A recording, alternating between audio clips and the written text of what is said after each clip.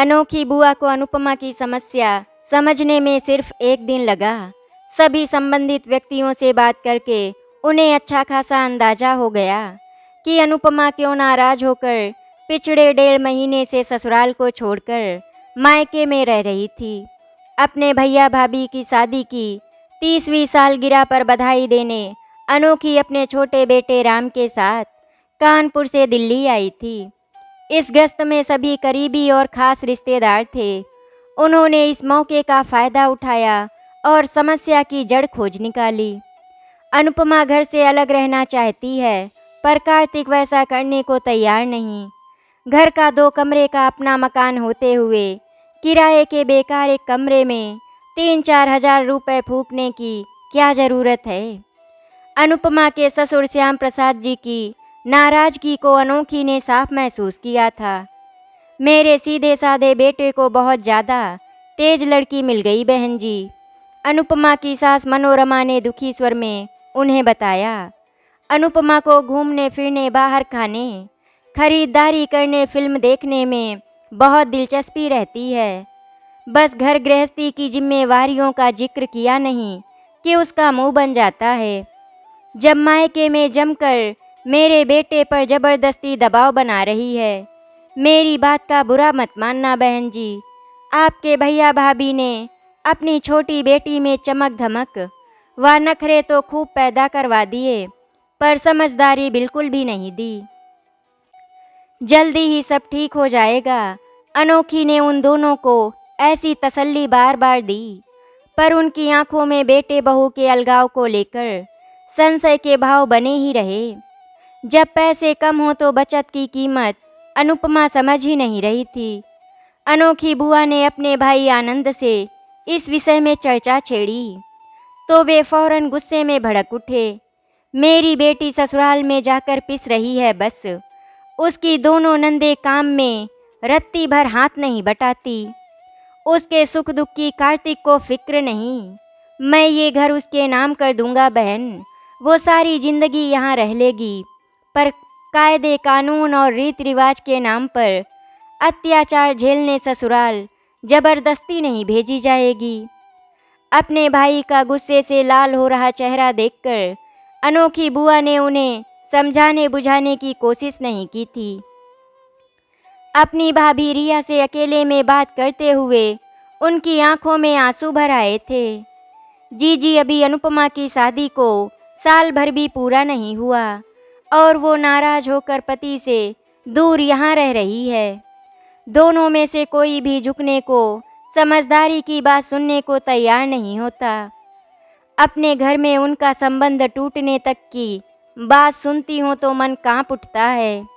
आप ही कोई रास्ता ढूंढो जी, नहीं तो मेरी बेटी का घर अच्छी तरह बसने से पहले ही उजड़ जाएगा।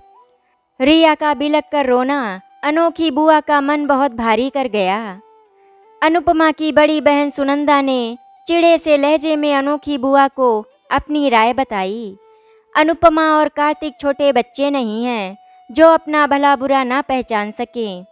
जो इंसान किसी से हिर्स करके जिएगा वो सदा दुख तकलीफ में ही रहेगा। कौन किससे हिस्स करता है? अनोखी बुआ ने ये सवाल कई तरह से पूछा, पर सुनंदा ने अपनी बात का और ज़्यादा खुलासा नहीं किया। सुनंदा के पति मनोज ने उन्हें एक महत्वपूर्ण सूत्र की जानकारी दी। बुआ जी, ये कार्तिक बस देखने में ही सीधा है। मनोज ने कुछ कुरेदने पर गुस्से से कांपती आवाज़ में उन्हें बताया। उसने हमारी अनुपमा के साथ मारपीट की। अरे अगर आपके भाई को मैं ये बता दूं तो वे अपने अत्याचारी दामाद को गोली ही मार देंगे। आप जानती हैं कि हमारे घरों में किस तरह बात बात में भाले फरसे चल जाते हैं बुआ जी। आप तो जानती ही हैं कि अनुपमा मुझसे कुछ नहीं छिपाती। ये बात किसी और को क्यों नहीं मालूम है? मैंने ही अनुपमा को मना कर रखा है और वो ससुराल कब लौटेगी? तब तक नहीं जब तक कार्तिक उसे इज्जत और खुशियाँ देने को तैयार नहीं हो जाता। बुआ जी, अगर इस इंसान की गलत हरकतों पर पहली बार के बाद ही अंकुश नहीं लगाया तो हमारी अनुपमा की उस घर में जिंदगी नर्क से बदतर हो जाएगी। बाहर गली में ले जाकर अनोखी बुआ ने कार्तिक के दिल की बात पूरी गंभीरता से सुनी थी। बुआ जी अनुपमा की निगाहों में अपने जीजा के लिए जो एक सुपर हीरो की छवि है, वही हमारे बीच जबरदस्त मनमुटाव का कारण है। अपने मन की बात कहते हुए कार्तिक गुस्से में नजर आने के साथ साथ बहुत परेशान भी दिख रहा था। मेरी समझ में तुम्हारी बात नहीं आई है। अनोखी बुआ उलझन का शिकार बन गई। हमारी रोका के दिन से लेकर आज तक मेरे कान पक गए हैं अनुपमा के मुंह से उसके जीजा का गुणगान सुनते हुए। हर समय मेरी तुलना अपने जीजा से करके मेरा खून फूंकती रहती है।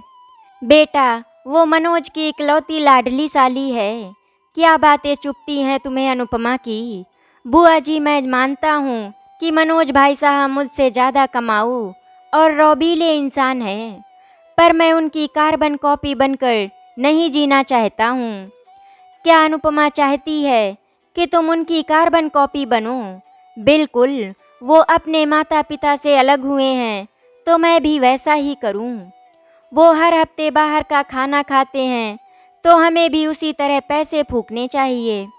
मैं भी महंगे कपड़े पहनने लग जाऊं, टूटी फूटी इंग्लिश बोलना शुरू करूं। मैं बता नहीं सकता कि आपकी भतीजी ने इस तरह की बातें करके मेरी इज्जत को कितनी ठेस पहुंचाई है। कार्तिक का दुख उसकी आवाज़ में साफ झलका। कार्तिक, उसकी बातों में नासमझी की झलक है, पर तुम तो समझदार हो। तुम दोनों का अलग अलग रहना तो बिल्कुल ठीक बात नहीं है। मैंने उससे साफ कह दिया कि जब उसके दिमाग से जीजा के बड़प्पन का नशा उतर जाए तभी वो मेरे पास लौटने की बात सोचे। उसे समझाना या डांट डपट कर सीधे रास्ते पर रखना अब बस में नहीं रहा बुआ जी। कार्तिक की नाराजगी देखकर अनोखी बुआ की आंखों में पश्चाताप के भाव और ज़्यादा गहरे हो उठे। घर से निकलकर सड़क पर बुआ ने आखिरी में अनुपमा के मन का हाल जानने की कोशिश की। शादीशुदा जिंदगी की मौज मस्ती को लेकर मेरे सारे अरमान टूट कर बिखर चुके हैं बुआ, अनुपमा ने उदास लहजे में कहा। मेरी ससुराल का हर जना मेरी जिम्मेवारियों की, मेरे सुधरने और बदलने की बात करता है। किसी को मेरे सुख दुख या मेरी खुशियों की फिक्र नहीं है। क्या कार्तिक तुम्हें प्यार नहीं करता? मुंह से हमेशा प्यार करने का भरोसा दिलाते हैं, पर मेरे मन की बात समझते नहीं। क्या तुम्हारे मनोज जीजा को लेकर भी तुम दोनों के बीच में अनबन चलती है? जीजा जी के नाम से ही उन्हें चिढ़ होती है बुआ। मेरे ख्याल से कार्तिक मनोज से नहीं, बल्कि हर वक्त तुम्हारे मुंह से मनोज की वाहवाही सुनकर चिढ़ता है। बुआ, जीजा जी मेरे सबसे करीबी रिश्तेदार हैं। जब वे हैं ही बहुत अच्छे तो मैं उनकी बात क्यों न करूं? जिस रिश्ते में कुछ भी गंदा और खराब नहीं है उस पर कार्तिक शक करे तो क्या ये मेरी गलती है? गुस्से के कारण अनुपमा की आवाज़ में कंपन होने लगी। कार्तिक तुम दोनों के रिश्ते पर शक करता है? बुआ ठिठक कर वहीं रुक गईं। अनुपमा ने कोई जवाब नहीं दिया, पर उसकी आंखों में आंसू बह चले। अचानक अनोखी बुआ को कुछ याद आया और उन्होंने झटके से अगला सवाल पूछ लिया। क्या इसी शक के कारण कार्तिक ने तुम पर हाथ उठाना शुरू किया है? क्या कार्तिक ने आपको सब कुछ बता दिया है? अनुपमा हैरानी से भर उठी। उसने कुछ नहीं कहा है, ये तो मेरा अंदाजा है। क्या मेरा अंदाजा ठीक है अनुपमा? बुआ, कार्तिक ने पहली और आखिरी बार मुझ पर हाथ उठा लिया सो उठा लिया। मैं अगली सुबह ही मायके आ गई और अब तभी ससुराल लौटूंगी जब कार्तिक की अक्ल ठिकाने पर आ जाएगी। पल भर में आंसुओं की जगह अनुपमा की आंखों में गुस्से की लाली नजर आने लगी। बेटी पति से अलग होकर रहना ठीक नहीं है। अच्छा बुआ, मैं सब संभाल लूंगी। अनुपमा ने उन्हें हाथ हवा में उठाकर टोक दिया। आप कार्तिक के द्वारा जीजा जी और मुझ पर शक करने की बात किसी से भी ना करना प्लीज। मैंने किसी को कुछ नहीं कहा है। यह बात आम हो गई तो मारे शर्म के मैं ज़मीन में गड़ जाऊंगी। मैं किसी से कुछ नहीं कहूँगी, चल अब अंदर चलें। अनोखी बुआ ने अनुपमा को समझाने की कोशिश नहीं की, तो वो राहत के भाव आंखों में समेटे घर की तरफ मुड़ गई। उस रात अनोखी बुआ देर तक सो नहीं पाई। वे सिर्फ 4 दिनों के लिए भाई के घर आई थी। वापस लौटने से पहले वे अनुपमा की प्रॉब्लम को जड़ से दूर करना चाहती थी। इसीलिए वे देर रात तक सोच विचार में डूबी रहीं। उस रात मनोज, सुनंदा और उनके दोनों बच्चे वापस अपने घर नहीं गए थे। अनोखी बुआ के जोर देने पर मनोज ने सुनंदा और बच्चों को 3 दिनों के लिए वहीं रहने की इजाज़त दे दी। अगले दिन शाम को बुआ सुनंदा के दोनों बच्चों के साथ पास वाली मुख्य सड़क पर टहलने निकली। उन्होंने नोट किया कि इस सड़क पर पहुंचते ही जो 2 सबसे बड़ी इमारतें नजर आती थी वे नर्सिंग होम थे। बाईं तरफ 50-60 मीटर दूर रिया नर्सिंग होम था। दाईं तरफ करीब इतनी ही दूरी पर ज्योति नर्सिंग होम था। दोनों ही बहुत पुराने और आसपास के इलाके में खूब मशहूर थे। इन दोनों में भी शहरी आते थे और आसपास के कस्बों के लोग भी। इन्हीं दोनों नर्सिंग होम को आधार बनाकर बुआ ने अनुपमा की आंखें खोलने व पति पत्नी के रिश्ते की ज़रूरत समझाने का काम अगले दिन दोपहर में किया। उस समय घर में सिर्फ अनुपमा मौजूद थी। बुआ ने अपनी भाभी रिया को अपनी बचपन की सहेली रंजना के घर बहाने से भेज दिया, जिसके पिता पुलिस में कांस्टेबल थे। उनकी ही प्रार्थना पर चचेरे भाई की लड़की अनीता ने सुनंदा को बच्चों समेत अपने घर खाने पर बुला लिया था। उनके भैया आनंद सुबह काम पर चले ही गए थे। अपने बेटे राम को उन्होंने पड़ोसी रतनलाल जी के बेटे की मोटरसाइकिल पर सुबह भिजवाकर सारा इंतजाम पूरा कर लिया था। बुआ का सारा नाटक दोपहर 12 बजे के आसपास शुरू हुआ। अनुपमा ने सब कुछ कमरे की खिड़की पर पड़े पर्दे की ओट से छिपकर देखा सुना था। अनुपमा की ससुराल ज़्यादा दूर नहीं, 4-5 किलोमीटर पर थी। वहाँ से राम अनुपमा की सास मनोरमा को मोटरसाइकिल पर पीछे बैठाकर सबसे पहले आया। राम ने घबराए अंदाज में उन्हें सिर्फ इतना बताया था कि माँ ने आपको फौरन लिवा लाने को कहा है। अनुपमा के कुछ पूछने से पहले ही अनोखी बुआ ने डरी व घबराई आवाज़ में उनसे कहा, बहन जी, कार्तिक और उसके पिताजी को मैंने सुबह यहाँ बुलाया था अनुपमा की वापसी के बारे में बात करने के लिए। उनके खाने के लिए जो सांभर बड़ा मंगाया वो स्वाद में अच्छा पर जहरीला निकला। वे दोनों नर्सिंग होम में भर्ती हैं इस वक्त। ओह, मनोरमा के चेहरे का रंग फौरन उड़ गया। क्या तबीयत बहुत बिगड़ गई है? कौन से नर्सिंग होम में भर्ती हैं? मुझे ले चल उसके पास बेटा। आंटी, मैंने जीजाजी को ज्योति नर्सिंग होम में भर्ती कराया था। कुछ देर बाद अंकल को पड़ोस वाले रतनलाल अंकल नर्सिंग होम लेकर चले गए थे। हम पहले वहाँ चले? राम ने मोटरसाइकिल घुमाते हुए पूछा। पहले अपने अंकल से मिला दे बेटा, वे बीमारी में बड़ी जल्दी घबराकर हौसला खो देते हैं। घबराहट के कारण काँप रही मनोरमा उचक कर पीछे बैठी और राम उन्हें लेकर मुख्य सड़क की तरफ चल पड़ा। पर्दे के पीछे छिपी अनुपमा ने सब कुछ देखा सुना था। करीब 20 मिनट बाद सुनंदा रिक्शा से घर पहुंची। उसे बुआ ने फ़ोन करके फौरन अकेले लौट आने का आदेश दिया था। अनोखी बुआ ने उसे वही जानकारी दी जो मनोरमा को दी थी, पर कार्तिक के पिता की जगह अपने भाई आनंद का नाम लिया और कार्तिक की जगह उसके पति मनोज का। सुनंदा जिस ऑटो से आई थी उसी से लौट चली। मुख्य सड़क पर पहुंचकर ऑटो दाईं तरफ मुड़ा। उधर ज्योति नर्सिंग होम था, जिसमें मनोज की तरफ भर्ती होने की जानकारी उसे अनोखी बुआ ने दी थी। एक एक करके मनोज, कार्तिक के पिता, फिर कार्तिक और अंत में अनुपमा की माँ रिया घर पहुँचे। अनोखी बुआ फूड पॉइजनिंग की कहानी हर एक को गेट पर खड़ा करके सुनाती। डर और घबराहट का अभिनय वे हर बार पहले से बेहतर कर रही थी। आने वाले को किसी अपने करीबी में से एक व्यक्ति को पहले किसी नर्सिंग होम में देखने जाने का फैसला बदहवासी की हालत में फौरन करना पड़ता। बुआ किसी को सोचने का बिल्कुल समय नहीं दे रही थी। मनोज को अपनी लाडली साली और पत्नी में से चुनाव करना पड़ा और वो अपनी पत्नी सुनंदा को पहले देखने गया। कार्तिक ने अपनी मां मनोरमा और अनुपमा के बीच में अपनी जीवन संगिनी को पहले देखने जाने का निर्णय लिया।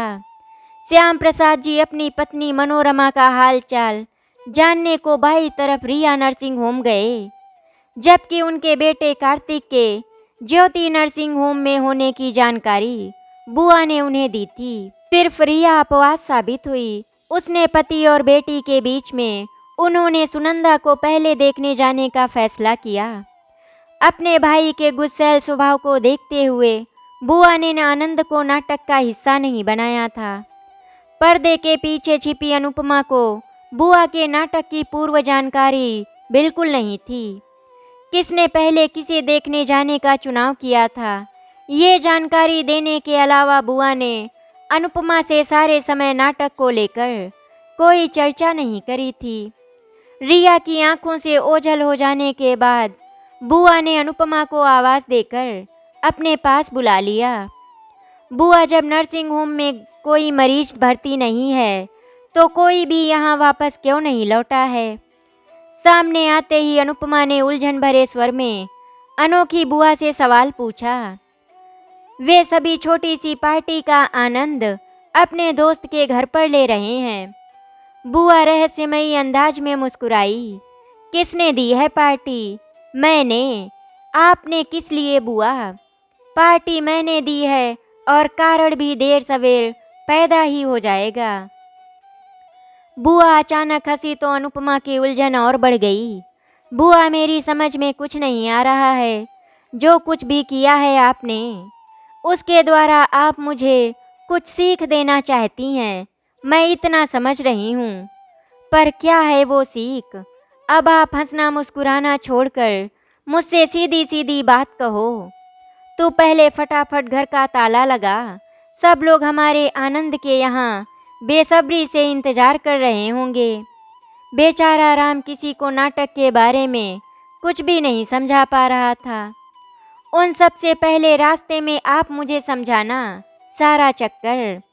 ऐसा कहे उलझन का शिकार बनी अनुपमा घर में ताला लगाने के काम में लग गई।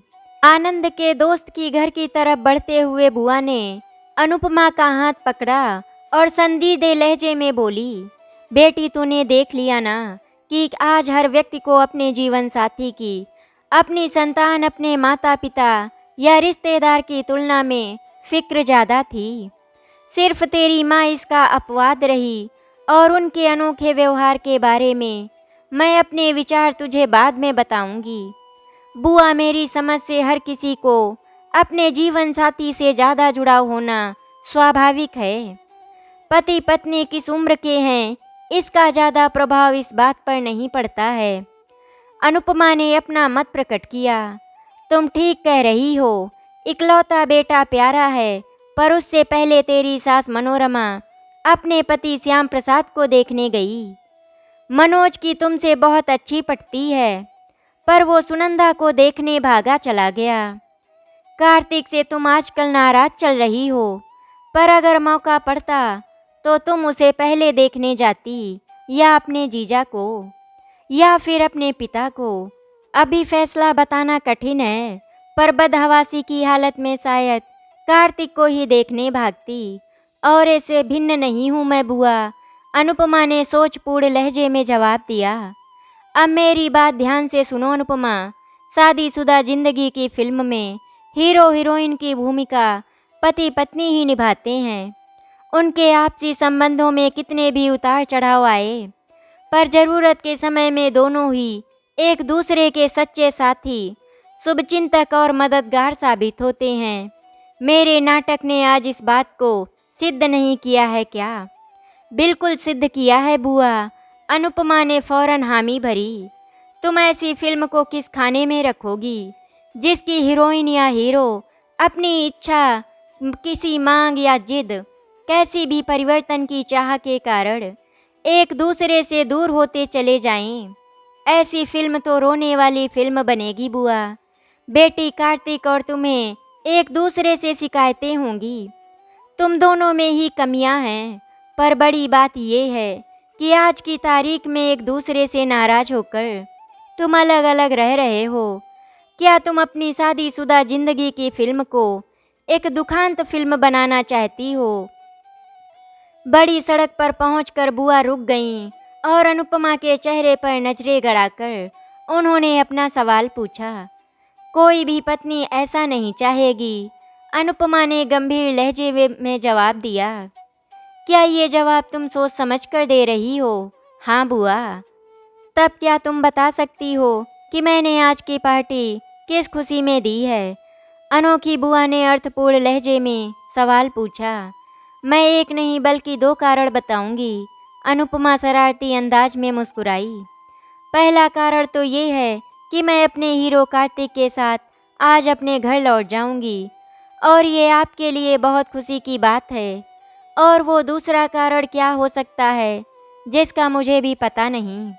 बुआ अपने नाटक में कुशल अभिनय व उसका सफल निर्देशन करने की खुशी को आप पार्टी देने का दूसरा कारण मान सकती हैं।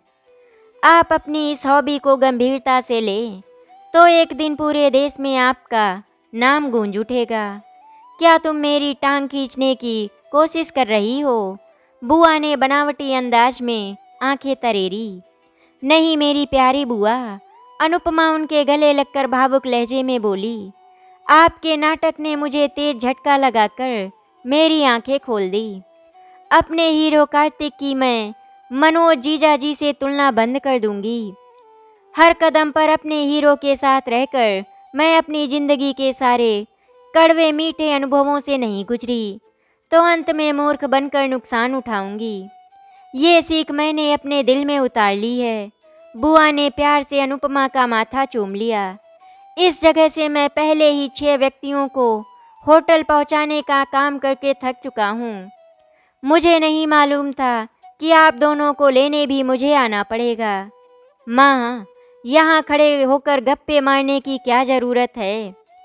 नाराज नजर आ रहे राम की आवाज़ सुनकर बुआ भतीजी अलग हुए और अपनी अपनी आंखों से निकले आंसू पोंछते हुए आनंद के दोस्त की घर की तरफ बढ़ चले। अनोखी बुआ ने अनुपमा को आखिर में कहा, बेटी हम लोगों के पास रहने खाने का ठीक ठाक पैसा अब पहली बार मिल रहा है। कार्तिक की कमाई इतनी नहीं है कि हीरो बना फिरता रहे और तुम्हें नया मकान दिला सके, और न मनोज की कमाई परमानेंट रहने वाली है जिस पर तू इतरा रही है। जो मिला है उसे सहेज कर रख मेरी बच्ची। आनंद के पास पहुंचकर जिस प्यार भरे अंदाज में अनुपमा अपने हीरो कार्तिक की तरफ देखकर मुस्कुराई, उसे नोट करके अनोखी बुआ का दिल गदगद हो उठा। मन ही मन दोनों को सुखी रहने का आशीर्वाद देकर वो वहां उपस्थित लोगों के नाटक से जुड़े सवालों का जवाब देने के लिए तैयार हो गईं। आशा करती हूँ आपको हमारी कहानी अच्छी लगी होगी। अगर आपको हमारी कहानी अच्छी लगी तो वीडियो को लाइक एंड शेयर करें, चैनल को सब्सक्राइब करें। वीडियो देखने के लिए आपका धन्यवाद।